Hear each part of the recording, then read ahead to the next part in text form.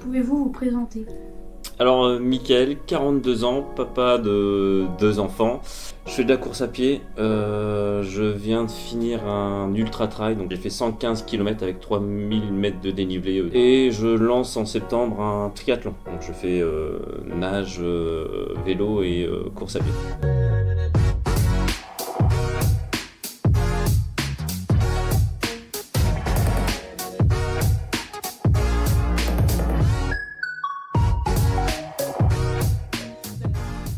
Quels sont les avantages et les inconvénients de ces sports? L'hygiène de vie, ça c'est chouette. Enfin, ça permet de bouger, d'être tout le temps en action. Et la rencontre. Je rencontre énormément de monde. Enfin, j'ai été voir des groupes de courses, etc. Il y a énormément d'interactions avec les gens et on crée du lien social. Et ça, c'est un des trucs le plus essentiel sur le sport. À quelle fréquence vous vous entraînez? Je suis à peu près à 12 heures de sport par semaine. Donc répartis sur les 3 sports essentiels, hein, natation, vélo et course à pied. Est-ce que vous avez déjà fait des compétitions? Oui. Alors, j'ai fait du tir sportif pendant 25 ans. Donc j'ai été jusqu'au championnat de France. J'ai fait les sélections quand j'étais jeune, hein, pour faire championnat d'Europe, que j'ai loupé malheureusement, mais ça reste un bon souvenir. La course à pied, je fais régulièrement des compétitions. En judo, pareil, donc ça fait un gros volume de compétitions quand même par an. Pourquoi avez-vous choisi ces sports? Pour le défi, pourquoi? Parce que ça me plaît tout simplement. Enfin, le judo, c'est avec mon garçon Erwan qui a été en premier. Puis au final, au club, ils m'ont dit bah, viens sur le tatami et j'y suis allé et ça m'a plu tout de suite. La course à pied, j'ai toujours plus ou moins couru, donc ils me cherchaient un moyen d'aller plus loin et un peu plus fort. Donc la course à pied, ça m'a bien plu pour ça.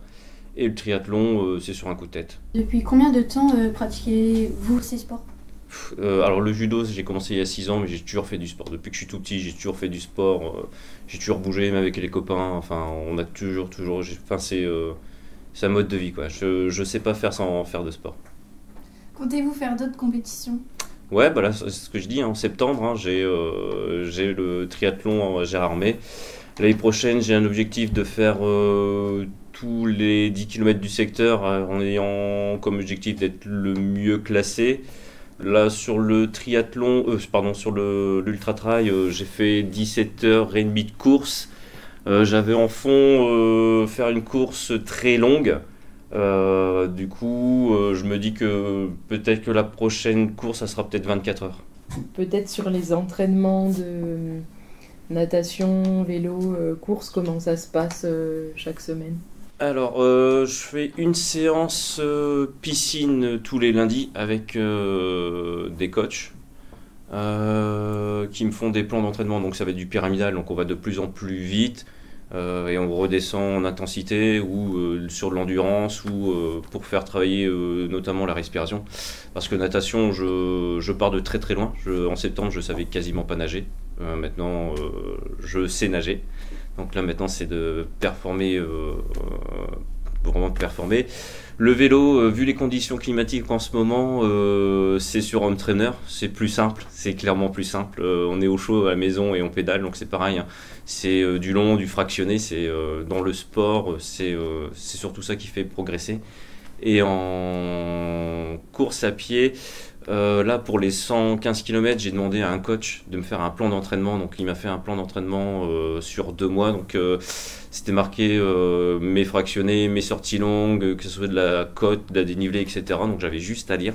Donc je réfléchissais pas, on a réfléchi pour moi. Donc ça c'est plutôt confort. Sinon sur la course à pied, ouais c'est ça.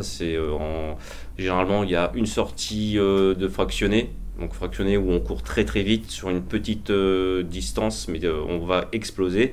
On a des sorties au seuil, donc on va courir un peu plus longtemps sur un régime assez haut, et on a des sorties longues. Donc les sorties longues, ça peut être 2, 3 ou 4 heures sur une sortie.